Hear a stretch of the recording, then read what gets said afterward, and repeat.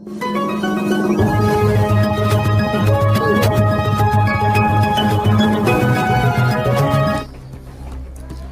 सोलापूर तालुक्यातील इंगळगी गावातील शेतात झालेल्या खून प्रकरणी त्यांच्या जावयावर गुन्हा दाखल करण्यात आला आहे। घटस्फोटाच्या रागातून जावयाने सासऱ्यावर चाकूने वार करून त्याचा खून केला।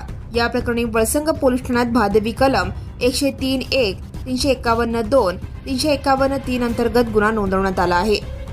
फिर्यादी आलम उर्फ लाला जहांगीर शेख वय 33 राहणार इंगळगी तालुका दक्षिण सोलापूर यांनी दिलेल्या फिर्यादीनुसार आरोपी सादिक सायपन दफेदार वय 35 राहणार पानमंगळूर तालुका अक्कलकोट याने 24 फेब्रुवारी 2026 रोजी दुपारी 12 वाजण्याच्या सुमारास इंगळगी ते कणबस रोड लगतच्या शेत गट क्रमांक 8 मधील उसाच्या पिकात पाणी देत असलेल्या त्याच्या चुलत्या सिकंदर मुलका शेख वय 60 राहणार इंगळगी यांच्यावर हल्ला केला।